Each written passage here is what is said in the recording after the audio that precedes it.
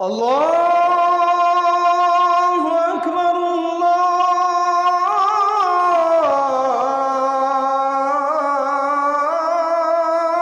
আকবার। সাহাবায়ে কেরামদেরকে একদিন বললেন, ও সাহাবীরা, ইন্নামা মাসালি ওয়া মাসালুকুম কামাসালি রাজুলিন আওকাদা নারা। তোমাদের আর আমার একটা উদাহরণ শুনবা, শুনে নাও। সাহাবীরা মনোযোগ সহকারে শুনতে লাগলেন। রাসূল উদাহরণ দিয়ে বোঝাবেন। আপনাদের মনোযোগ আছে? আল্লাহর হাবিব বললেন, কামাসালি রাজুলিন আওকাদা নারা। এক ব্যক্তি জঙ্গলের মধ্যে আগুন জ্বালালো। এখন অন্ধকারের মধ্যে যদি আলোর দেখা পাওয়া যায়, সেখানে কিছু পোকামাকড় জমে কি জমে না? রাসূল বলেন, এক ব্যক্তি এমন আগুন জ্বালালো, ওই আগুনের কাছে কীট পতঙ্গ পোকামাকড় এসে হামলে পড়ে যাচ্ছে, আগুনের ভেতরে পড়ে যাচ্ছে। যে ব্যক্তি আগুন জ্বালালো সে ব্যক্তি বারবার পোকামাকড় গুলোকে তাড়িয়ে দিচ্ছে, সরিয়ে দিচ্ছে। শীতকালে দেখবেন লাইট জ্বললে লাইটের পাশে পোকা গুড়গুড় গুড়গুড় করে। রাসূল বলেন, ওই ব্যক্তি আগুন জ্বালানোর পরে পোকামাকড় গুলো এসে এসে ওরে কন্ট্রোল করতে না পারে আগুনের ভেতরে পড়ে যাচ্ছে। যে ব্যক্তি আগুন জ্বালালো, আগুনের মালিক বারবার আগুন থেকে এই পোকাগুলোকে তাড়িয়ে তাড়িয়ে সরিয়ে দিচ্ছে। পোকাগুলো তার হাত থেকে সরে আবার আইসা আগুনের মধ্যে ঝাঁপ দিচ্ছে। তোমরা আর আমি নবীও তেমন হয়ে গিয়েছি। জাহান্নামের আগুন থেকে আমি তোমাদের ধাক্কায় বাঁচাতে চাচ্ছি। তোমাদের মধ্যে অনেকেই আমার কথা না শুনে আমার হাত থেকে ছুটে ওই পোকাদের মতো জাহান্নামের আগুনের মধ্যে ঢুকে যাচ্ছে। আরে এতটা চমৎকার উদাহরণ কিভাবে তিনি দিতেন! সুবহানাল্লাহ। কত চমৎকার ভাবে তিনি সাহাবায়ে কেরামদেরকে বোঝাতেন। তাহলে আমরা যারা খতিব, আমরা যারা বক্তা, আমরা যারা আলোচনা করে মানুষদেরকে বোঝাতে চেষ্টা করি, আমাদেরও ওই উদাহরণগুলো দিয়ে বোঝাবার দরকার আছে না নাই? আজকের জুমার খুতবা, বক্তা হিসাবে মুহাম্মদুর রাসূলুল্লাহ কেমন ছিলেন, খতিব হিসাবে তিনি কেমন ছিলেন, মসজিদে নববীর ইমাম হিসাবে তিনি কেমন ছিলেন, এই আলোচনাটি আপনাদের জন্য যতটা প্রয়োজন, এর চেয়ে অনেক বেশি প্রয়োজন যারা নিজেরা কথা বলে, যারা নিজেরা ইমাম, খতিব অথবা বক্তা, তাদের জন্য আরো বেশি প্রয়োজন, ঠিক কিনা? সবার জানা দরকার। তার কারণ দিন শেষে আমাদের উস্তাজ, আমরা যার থেকে শিক্ষা গ্রহণ করব, তিনি মুহাম্মদ সাল্লাল্লাহু আলাইহি ওয়াসাল্লাম। এই যে মিম্বার, এদিকে তাকান, এই যে মিম্বার, প্রতিটি মসজিদে এমন একটা মিম্বার আছে না? হয়তো ইটের, নয়তো কাঠের।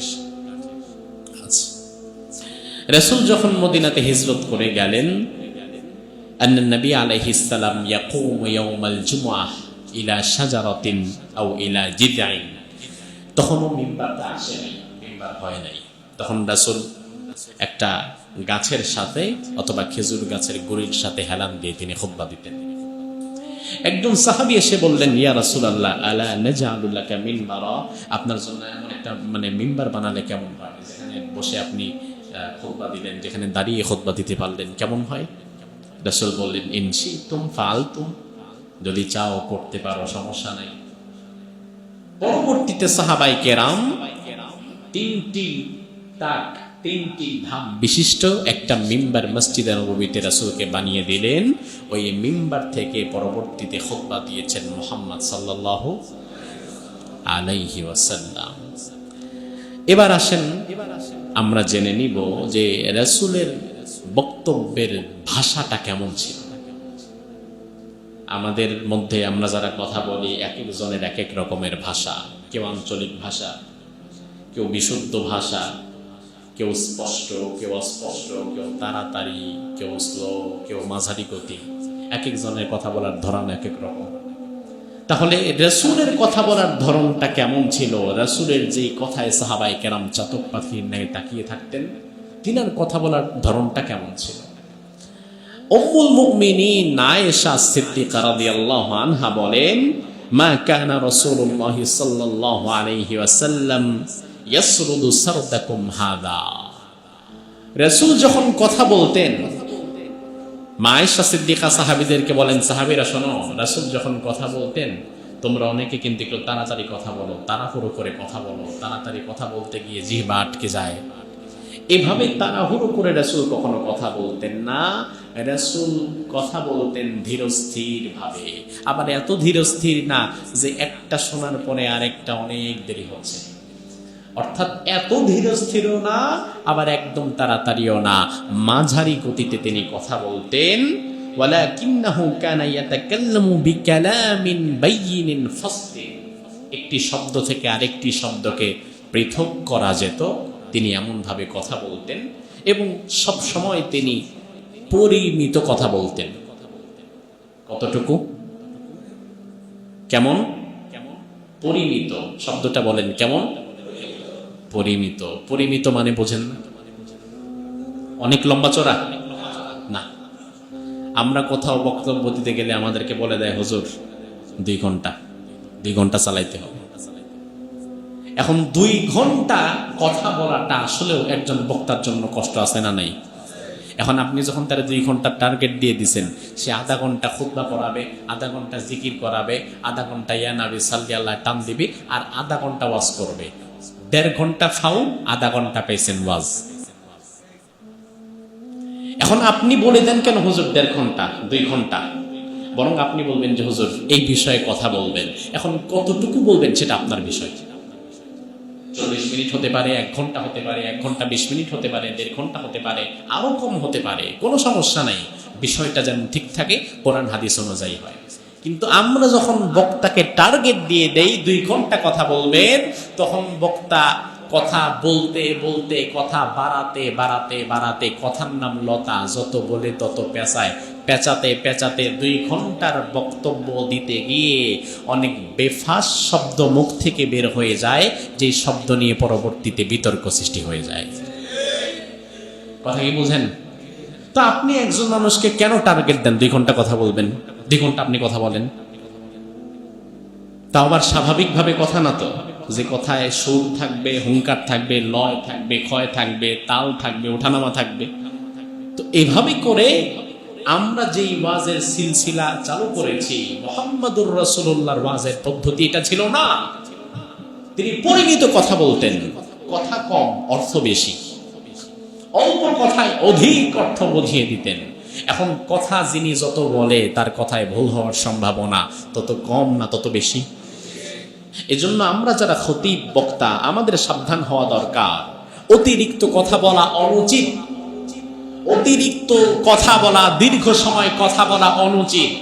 কারণ রাসূলের বিষয়ে হাদিসে মা আয়েশা বলেন তিনি পরিমিত কথা বলতেন, শব্দ চয়ন স্পষ্ট করে করতেন, পরিমিত কথা বলতেন। এখন আমরা যদি লম্বা চড়া বক্তব্য দিতে অভ্যস্ত হয়ে যাই, তাহলে সেখানে ভুল হওয়ার সম্ভাবনা কম না বেশি?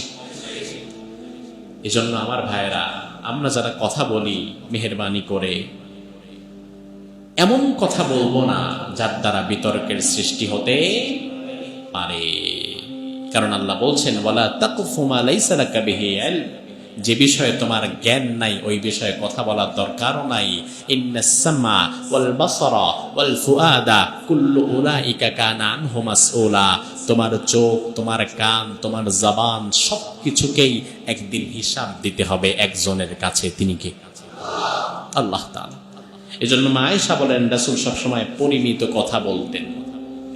2 নম্বর রাসূলের কথা বলার পদ্ধতি ছিল কানা ইউহাদ্দিসু হাদিসান লাউ আদ্দাহুল আদ্দু লা আহসাহু। সাহাবায়ে কেরাম বলেন রাসূল যখন আমাদের সাথে খুতবা দিতেন, আমাদের সামনে কথা বলতেন, ওয়াজ করতেন, স্পষ্ট শব্দে কথা বলতেন, অস্পষ্ট শব্দে নয়। এতটা স্পষ্ট রাসূলের শব্দ ছিল, একটি শব্দ থেকে আরেকটি শব্দ আলাদা করা যেত। কোন গণনাকারী যদি বসে গুনতে চাইতো যে রাসূল আজকে আমার সামনে কতগুলো কথা বলেছে, ওই গণনাকারী ব্যক্তি প্রতিটি শব্দ আলাদাভাবে গুনে নিতে পারত। সুবহানাল্লাহ বলবেন না? দেখেন কত সুন্দর করে রাসূল কথা বলতেন। সাহাবায়ে কেরামের পরে বলেন এই হচ্ছে রাসূল সাল্লাল্লাহু আলাইহি ওয়াসাল্লামের কথা বলার ধরন ছিল।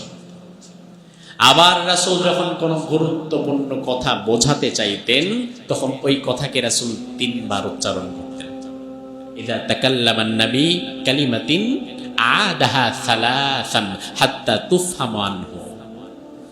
আমাদের রাজনৈতিক নেতারা দেখবেন বক্তব্য দেওয়ার সময় বলে আগামীতে নির্বাচন দিতেই হবে, দিতেই হবে, দিতেই হবে, এমন একটা কথা কি শেষে দেখবেন ঝাড়ি একটা দিয়া 3 বার বলে, এমন শোনেন নাই? এই সিস্টেমটার আবিষ্কারক তো মুহাম্মদ সাল্লাল্লাহু আলাইহি ওয়াসাল্লাম। সাহাবায়ে কেরাম বলেন, রাসূল যখন আমাদের সামনে কোনো একটা বিষয় গুরুত্ব দিয়ে বোঝাতে চাইতেন, ওই বিষয়টা তিনি আদাহা সালাতান, একে একে আমাদেরকে 3 বার বলতেন। কয়বার?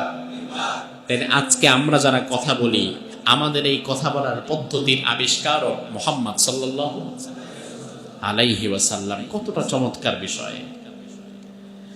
এরপরে সাহাবায়ে কেরাম বলেন, মা খাতাবানা রাসূলুল্লাহ সাল্লাল্লাহু আলাইহি ওয়াসাল্লাম ইল্লা আশারা বিসাব্বাবাতিহি। রাসূল যখন আমাদের সামনে কথা বলতেন, খুতবা দিতেন, ওয়াজ করতেন, তখন রাসূল অধিকাংশ সময় তার সাব্বাবা, এই তর্জনী আঙ্গুলটাকে নাড়িয়ে নাড়িয়ে কথা বলতেন। আমল পড়ার মতো পুরাটা একদমই নিচের দিকে তাকায় পড়ে গেছেন, তাহলে ওই কথায় মানুষ খুব একটা আকর্ষণ ফিল করবে না, শুনতেও বোরিং ফিল করবে, মনোযোগ আসবে না। কিন্তু আপনি যদি আপনার শ্রোতার সাথে আই কন্ট্যাক্ট করেন, তার দিকে তাকান, হাত নাড়ান তাকে বোঝাবার সময়, তাহলে এই আপনার বডি ল্যাঙ্গুয়েজটা শ্রোতার ভেতরে আরো বেশি প্রভাব বিস্তার করবে, ঠিক কিনা? তাহলে এই বিষয়টায় রাসূল দেখিয়ে গিয়েছেন, তিনি হাত নাড়িয়ে নাড়িয়ে সাহাবাদেরকে বোঝাতেন, সাহাবীদেরকে কথা বলা শেখাতেন।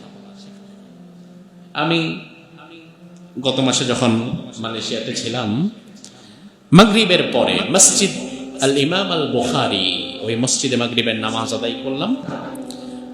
মাগরিবের পরেই একজন শায়েখ এলে তিনি এরকম একটা টেবিলে বসে, আমরা যেমন সোমবারে দারসুল কোরআনের একটা প্রোগ্রাম করি, সেখানে আবার প্রতিদিনই এমন হয়। একজন শায়েখ এলেন, একটা টেবিল, চেয়ার, তিনি কোরআনে কারীম থেকে 1 ঘন্টা উপস্থিত যারা ছিল তাদেরকে কথা শোনাচ্ছিলেন। আমি 1 ঘন্টা মালয়েশিয়ার ওই মসজিদে বসে তার বক্তব্যটা খুব মনোযোগ সহকারে শুনতে চেষ্টা করলাম, শুনলাম। আমাকে পাশ থেকে এক বাংলাদেশি প্রবাসী ভাই হেসে জিজ্ঞেস করলো যে, হুজুর আপনি যে এত মনোযোগ দিয়ে শুনতেছেন, আপনি কি কিছু বুঝতেছেন তার কথা? তার কারণ তার ভাষা তো মালয় ভাষা। আমি বললাম, না, আমি কিছুই বুঝতেছি না।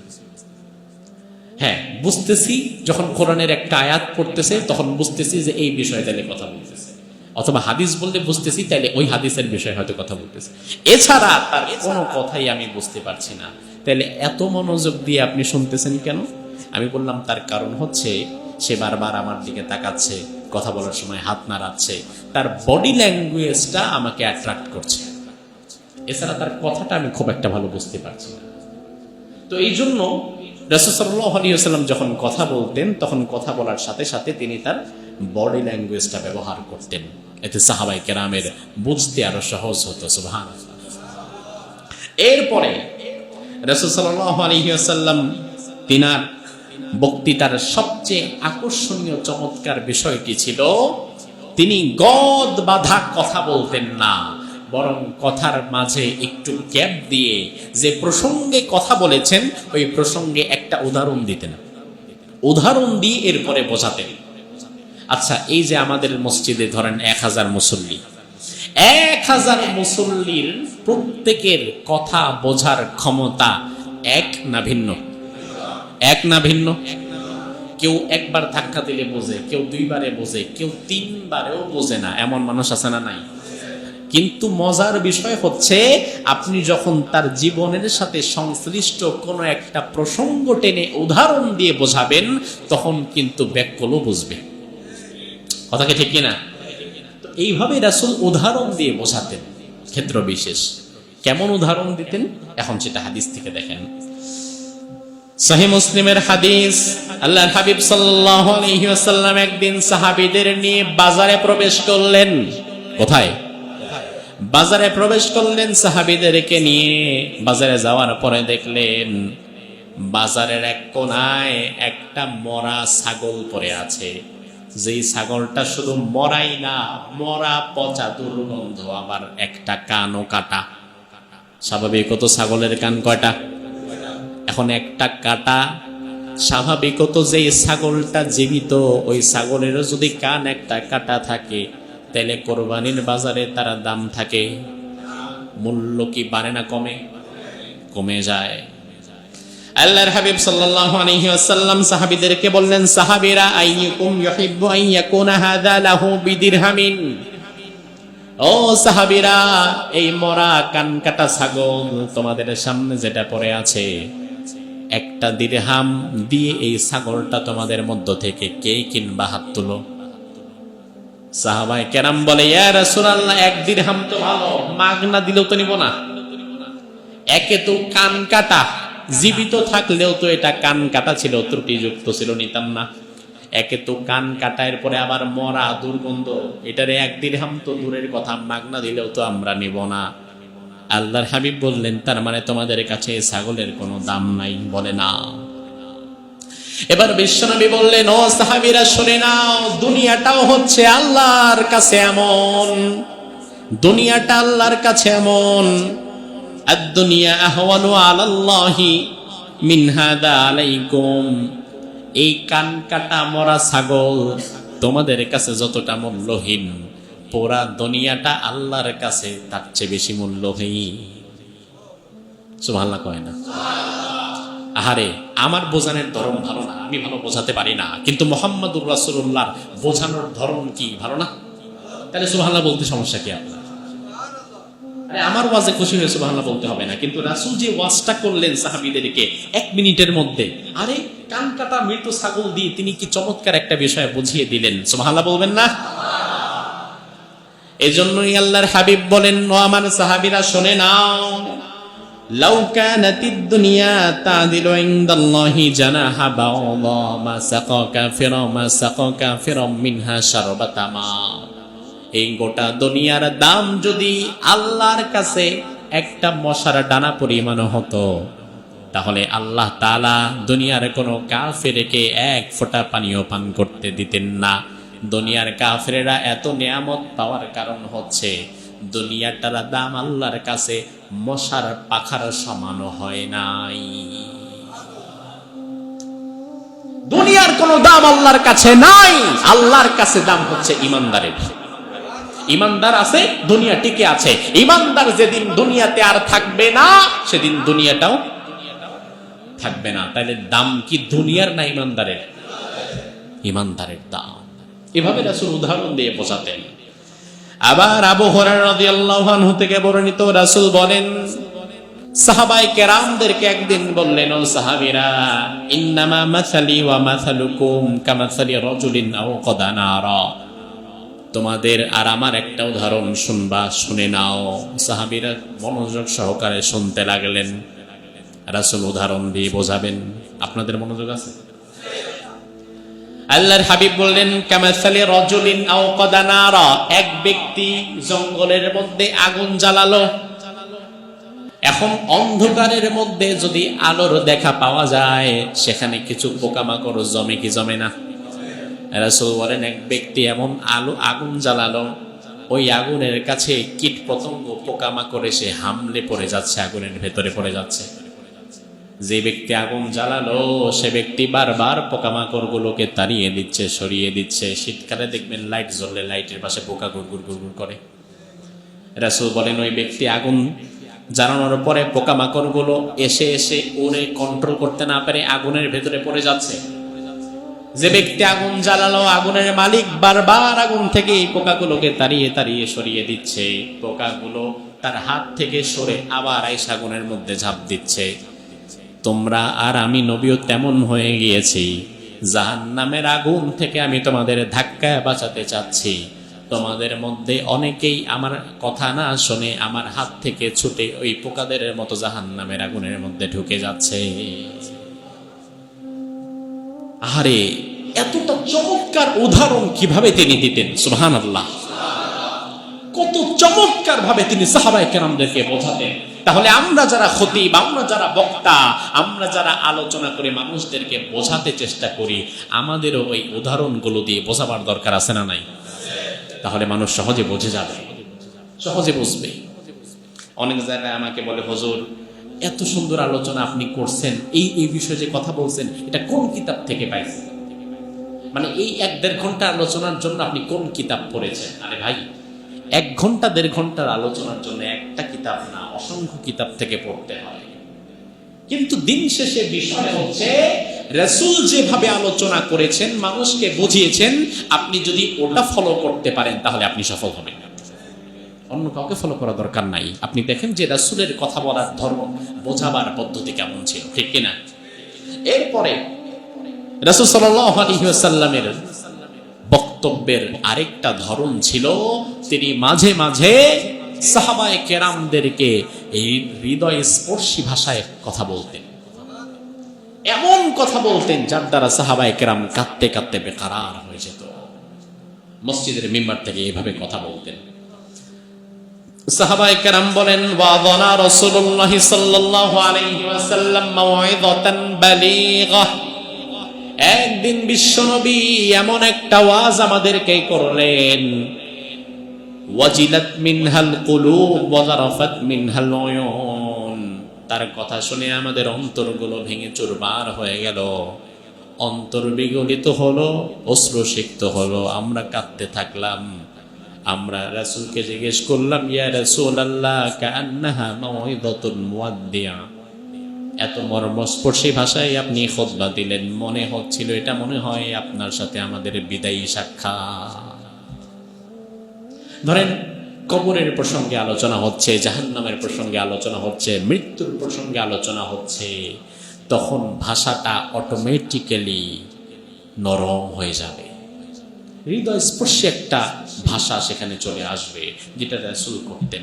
জুমার খুতবায় রাসূল মাঝে মাঝে অন্তর নিংড়ানো ভাষা ব্যবহার করতেন, ভাষায় কথা বলতেন, সাহাবায়ে কেরাম কাঁদতে থাকতেন। তাহলে এবার আপনি বলবেন যে হুজুর, তাহলে আপনারা অনেকে যে মাঝে মাঝে আবার গরম হয়ে যান, হুঙ্কার টুঙ্কার দেন, তো এটা কি রাসূলের আদর্শের মধ্যে আছে?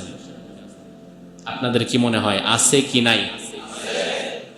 তাইলে রাসূল যেভাবে একই মিম্বার থেকে মুহাম্মদুর রাসূলুল্লাহ কখনো কখনো সাহাবায়ে কেরামকে মাউইযাতান বালিগা ওয়াজিলাত মিনহাল কুলুব যারাফাত মিনহাল উয়ুন এমন খুতবা দিয়েছেন, সাহাবায়ে কেরামের অন্তর নরম হয়ে গিয়েছে, চোখ থেকে অঝোর ধারায় অশ্রু ঝরেছে, এমন খুতবাও দিয়েছেন।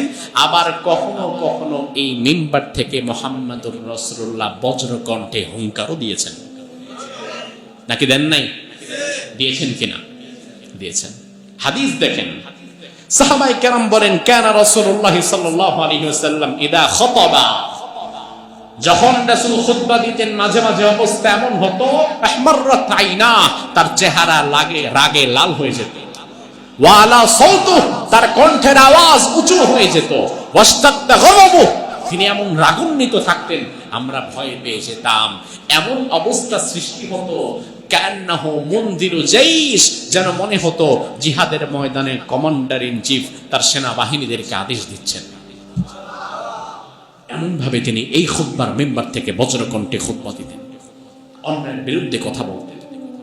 তার কারণ সব বিষয়ে নরম ভাষা মানায়।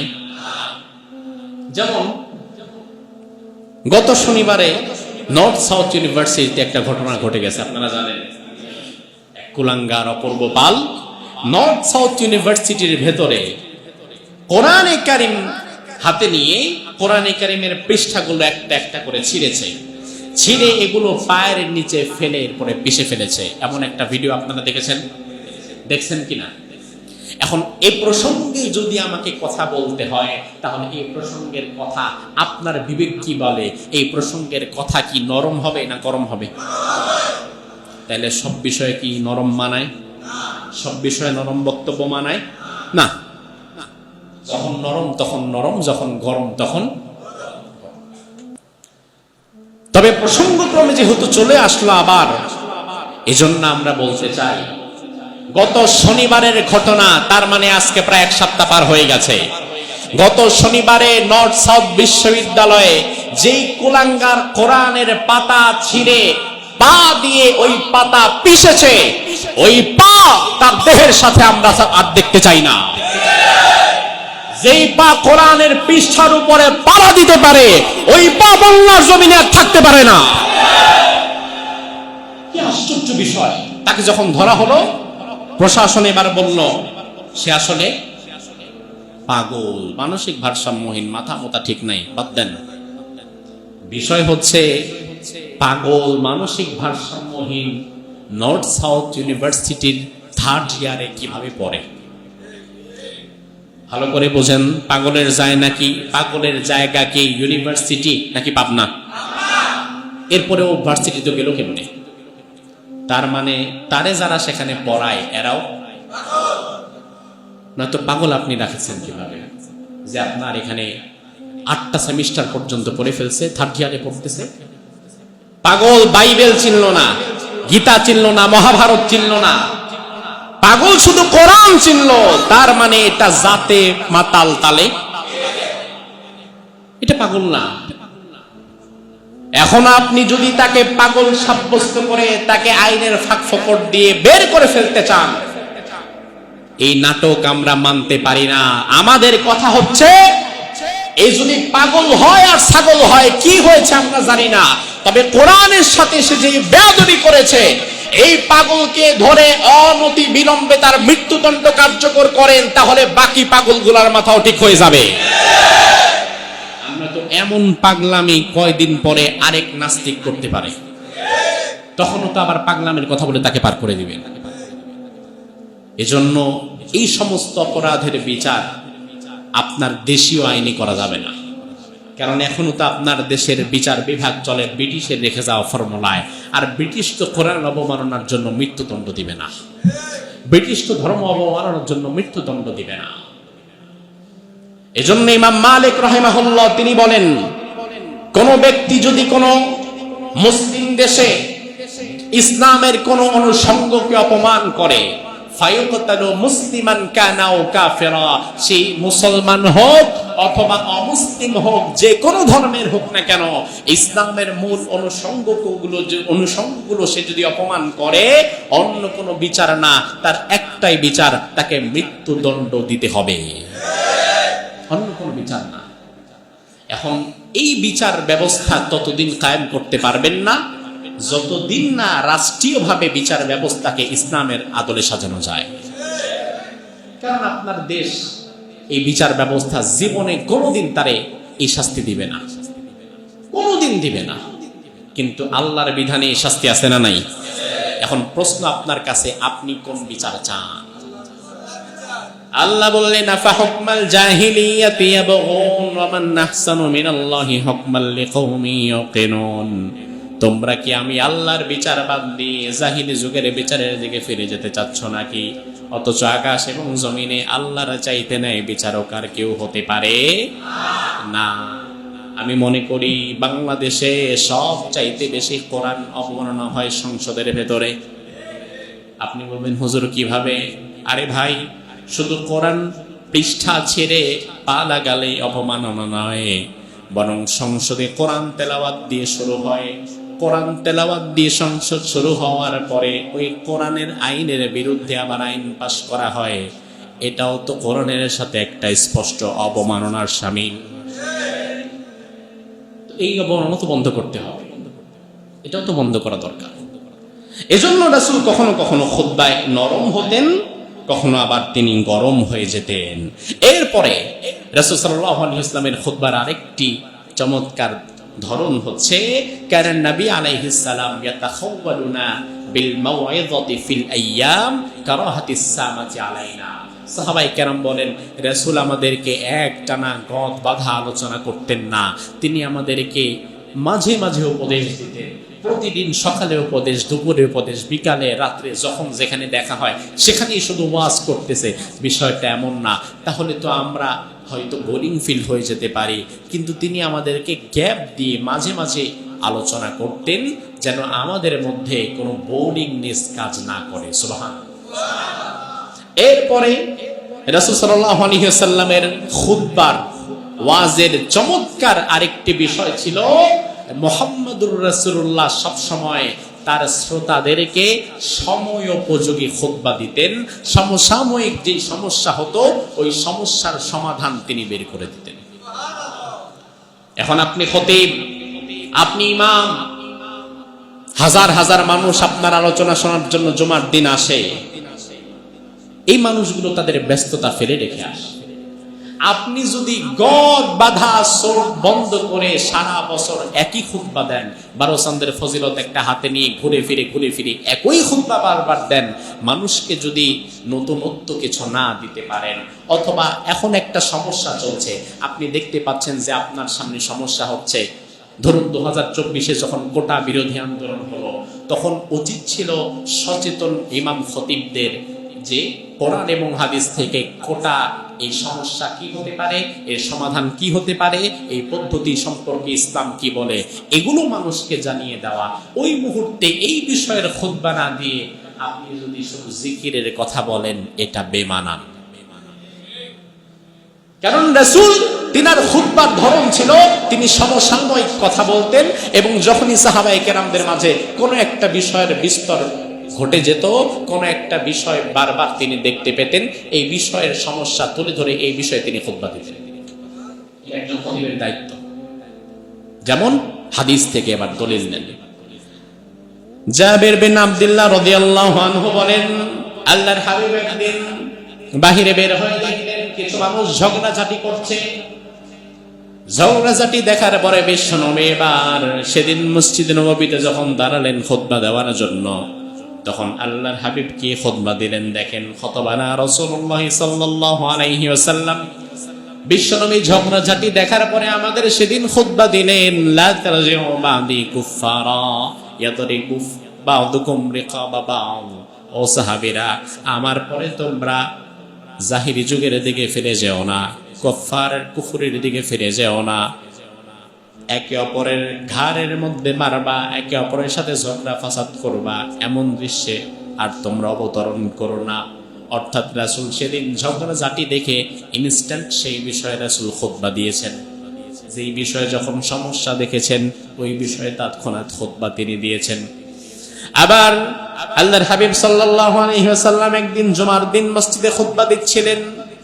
আন্না রাজুলান দাখালাল মসজিদ ইয়াউমাল জুমআহ, রাসূল যখন খুতবা দিচ্ছিলেন, এক ব্যক্তি মসজিদে প্রবেশ করলেন। প্রবেশ করে বললেন, ইয়া রাসূলুল্লাহ, হালাকাতিল আমওয়াল ওয়া কাতাতিস সুবুল, আমাদের সম্পদগুলো নষ্ট হয়ে যাচ্ছে, ফসলগুলো নষ্ট হয়ে যাচ্ছে, আমাদের রাস্তাঘাটগুলো ফেটে চৌচির হয়ে যাচ্ছে, আমাদের বৃষ্টি বন্ধ হয়ে গেছে, আপনি একটু দোয়া করেন। সুম্মা রাফা ইয়াদাইহি ইলাস সামা, আল্লাহর হাবিব খুতবায় আরশের দিকে হাত তুললেন, তুলে বললেন, আল্লাহুম্মা গিসনা, আল্লাহুম্মা গিসনা, আল্লাহুম্মা গিসনা। এইভাবে এই দোয়াটা রাসূল 3 বার করলেন। সাহাবায়ে কেরাম বলেন, আমরা তাকে অবাক হয়ে দেখলাম, বাহিরে প্রচন্ড রোদে থাকা যায় না, রাসূল যখনই মসজিদের মিম্বার থেকে বৃষ্টির জন্য দোয়া করলেন, আমরা নামাজ শেষ হওয়ার পরে ঘরে যখন গেলাম, আমরা ভিজতে ভিজতে সবাই ঘরে গেলাম। ইনস্ট্যান্ট যে বিষয়ে প্রশ্ন আসবে, যে সমস্যা দেখা দিবে, আমি যদি দেখি আমার মুসল্লিদের মধ্যে একটা সমস্যা ব্যাপক আকার ধারণ করেছে, ওই মুহূর্তে সবচেয়ে ইম্পর্টেন্ট হচ্ছে এই বিষয়ের সমাধান জুমার মিম্বার থেকে দিয়ে দেওয়া। এই বিষয়ে কোরআন কি বলে, হাদিস কি বলে, ইসলামের দৃষ্টিভঙ্গি কি, এটা মুসল্লিদেরকে জানিয়ে দেওয়ার দরকার আছে না নাই? এজন্য রাসূল তিনি সমসাময়িক খুতবা দিতেন। যে প্রশ্ন আসতো, যে প্রসঙ্গ আসতো, এই প্রসঙ্গ সমসাময়িক খুতবা দিয়ে এর সমাধান দিয়ে দিতেন। সুবহানাল্লাহ। এরপরে জুমার মিম্বার থেকে রাসূল সাল্লাল্লাহু আলাইহি ওয়াসাল্লাম জিকিরের ওয়াজ যেমন করেছেন, নামাজের ওয়াজ যেমন করেছেন, হজ যাকাতের ওয়াজ যেমন করেছেন, একই সাথে আমার অর্থনীতি, সমাজনীতি, রাজনীতি, যুদ্ধনীতি, বন্দিনীতি, এই বিষয়ের কথাও বলেছেন না বলেন নাই? বলেছেন না বলেন নাই? এবার দলিল নেন।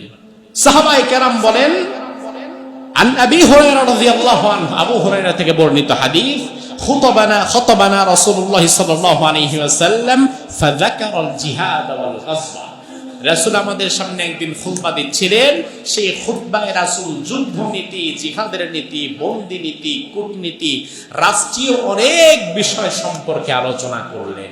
তার মানে রাসূলের জুমার খুতবায় মাঝে মাঝে রাজনৈতিক বিষয় আসতো না? আসতো না?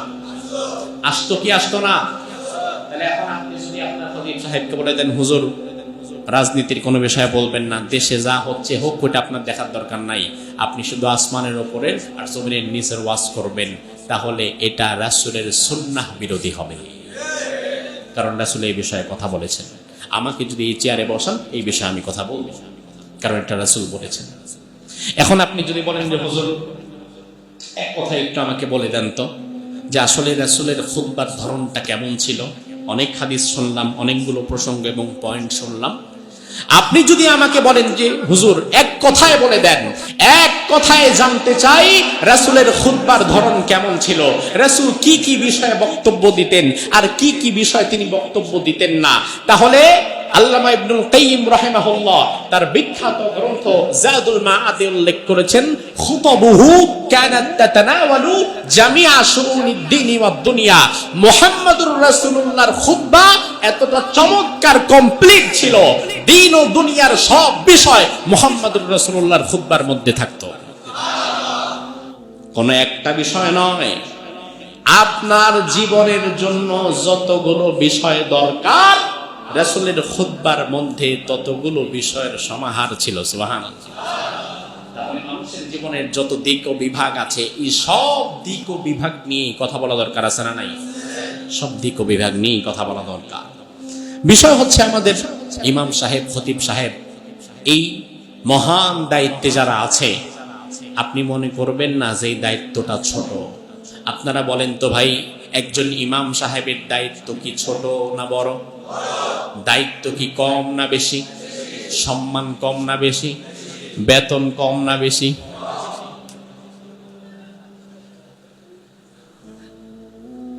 মোতাল্লি সব হাসে। আপনারা বলছেন দায়িত্ব বড়, সম্মানও বড়, তাহলে বেতন কম। আসলে বিষয় হচ্ছে যেই পরিমাণ কষ্ট তারা করে, ওই পরিমাণ আশানুরূপ বেতন তাদের হয় না। এটা কষ্টকর বিষয়।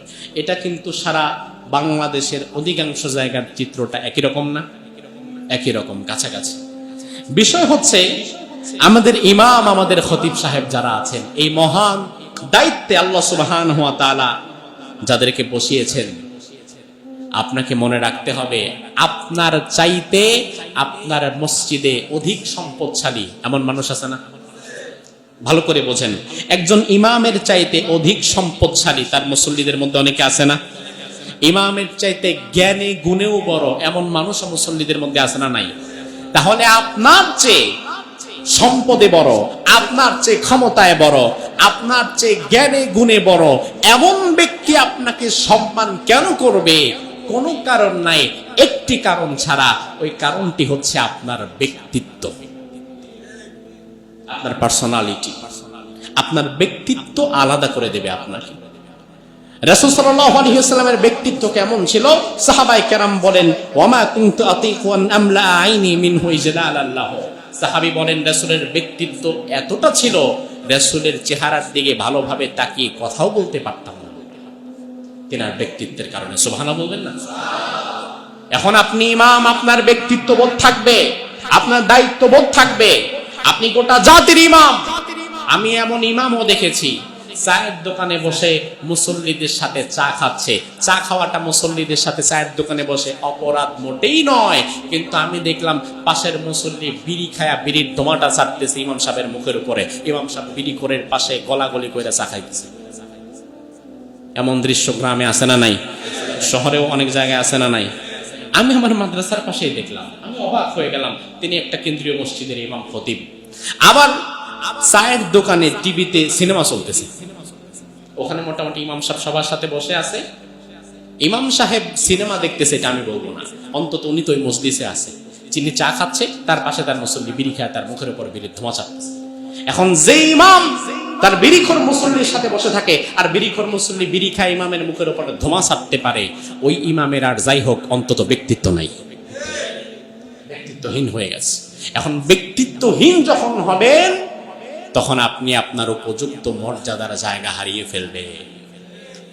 ব্যক্তিত্বহীন হওয়া যাবে না। রাসূল সাল্লাল্লাহু আলাইহি ওয়াসাল্লাম ব্যক্তিত্ব সম্পন্ন ছিলেন, পার্সোনালিটি সম্পন্ন ছিলেন। এজন্য রাসূল সাল্লাল্লাহু আলাইহি ওয়াসাল্লামের যে দিক ও বিভাগ আছে, তিনি যেভাবে খুতবা দিতেন, তিনার ব্যক্তিত্ব যেমন ছিল, তিনার আদর্শ যেমন ছিল, সেগুলো আমাদের জীবনে রপ্ত করার দরকার আছে না নাই? আচ্ছা, বিষয় হচ্ছে আমাদের বাংলাদেশের মসজিদের ইমামদের দাম কম, কিন্তু পৃথিবীর অন্যান্য দেশে বিশেষত মুসলিম কান্ট্রিগুলো তো ইমামের দাম বেশি না কম? দাম বেশি না কম? যারা আপনারা সৌদি আরবে গিয়েছেন তারা দেখেছেন সৌদি আরবের এক একটা মসজিদের ইমামের সম্মান কি কোন মন্ত্রীর চাইতে কম? মন্ত্রীর চাইতে কম? বেশি। আমি মালয়েশিয়াতে দেখে অবাক হলাম। মালয়েশিয়াতে আলহামদুলিল্লাহ অধিকাংশ মসজিদগুলোর, আমি তো সব মসজিদে যেতে পারি নাই, কথাও বলতে পারি নাই, যে কয়েকটা মসজিদে নামাজ পড়লাম, ইমামদের হালাত দেখলাম, তাদের অবস্থা দেখলাম, খুশি হলাম, দোয়া করলাম। তার কারণ আমার এক ভাই ভালো আছে, এটা নিয়ে হিংসা করা দরকার না, দোয়া করা দরকার। আমি দোয়া করলাম আলহামদুলিল্লাহ। আমি দেখলাম মালয়েশিয়াতে পর্যন্ত ইমামেরা সেখানে বিচারপতির মর্যাদা পায়। মালয়েশিয়াতেও ইমামেরা বিচারপতির মর্যাদা পায়, এতটা সম্মান পায়। এখন সেটা আমরা পাই না। তার অনেকগুলো কারণ, কিন্তু বিষয় হচ্ছে পরিশেষে ইমামকে নিজের ব্যক্তিত্ব ধরে রাখা লাগবে, তার চলনে বলনে কথাবার্তায় সব জায়গায়। ইমাম সাহেব চিন্তা করে, খতিব সাহেব চিন্তা করে, মসজিদের সেক্রেটারি যদি সুদখোর হয় তাহলে সুদের বিরুদ্ধে কথা বন্ধ করে দেয়, এমন ইমাম সাহেব আছে না নাই? মসজিদের সভাপতি ঘুষখোর হলে ঘুষের বিরুদ্ধে কথা বলা বন্ধ করে দেয়, সেক্রেটারি সুদখোর হলে সুদের বিরুদ্ধে কথা বলা বন্ধ করে দেয়, কেশিয়ার যদি সুদী ব্যাংকে চাকরি করে সেখানে কথা বলা বন্ধ করে দেয়। এরপরে ইমাম সাহেব চিন্তা করে আমার মসজিদে এতগুলো মুসল্লি আছে, রাজনৈতিকভাবে কে কোন দল করে তা তো জানি না, জানার দরকারও নাই। এখন আমি যদি রাসূলের রাজনৈতিক দিকগুলো তুলে ধরি, ইসলামের রাজনৈতিক দিকগুলো তুলে ধরি, তাহলে আবার কান্নাকার গায়ে লাগবে, খারাপ লাগবে।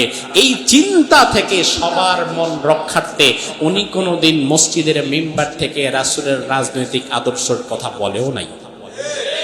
এমন ইমাম আছে না নাই? তো সবাইরে খুশি করার দায়িত্ব আপনারে দিছে কে? মুহাম্মাদুর রাসূলুল্লাহর উপরে দুনিয়ার সবাই খুশি ছিল না। যারা ঈমান এনেছে তারা মাত্র খুশি, আর যারা ঈমান আনে নাই তারা খুশি ছিল না। তারা তো রাসূলকে পেলে মেরে ফেলতে। আপনি তো সেই নবীর উম্মত, আপনার কথা থাকবে আমি কোরআন হাদিস অনুযায়ী হক পথে চলবো, হক কথা বলবো, হক পথের পথিক যারা হবে তারা আমাকে ভালোবাসবে, আর হক পথের বাহিরে যারা থাকবে তারা আমাকে ভালোবাসবে না। এটাই স্বাভাবিক, এটাই স্বাভাবিক। কিন্তু আমরা যখন চিন্তা করলাম যে সবার মন রক্ষা করে আমাকে চলতে হবে, আপনি দেখবেন অধিকাংশ মসজিদে সবার মন রক্ষা করে যে ব্যক্তি চলতে চায় ওই ইমাম সাহেবকে পরবর্তীতে লাঞ্ছিত হয়ে বের হতে হয়। এটা আমি দেখেছি, অনেক জায়গায় দেখেছি। এই জন্য সবার মন রক্ষা করে চলতে চায়েন না, বরং একজনের মন রক্ষা করতে হবে, একজনের কথা মানতে হবে। তিনি কে? আল্লাহ সুবহানাহু ওয়া তাআলা।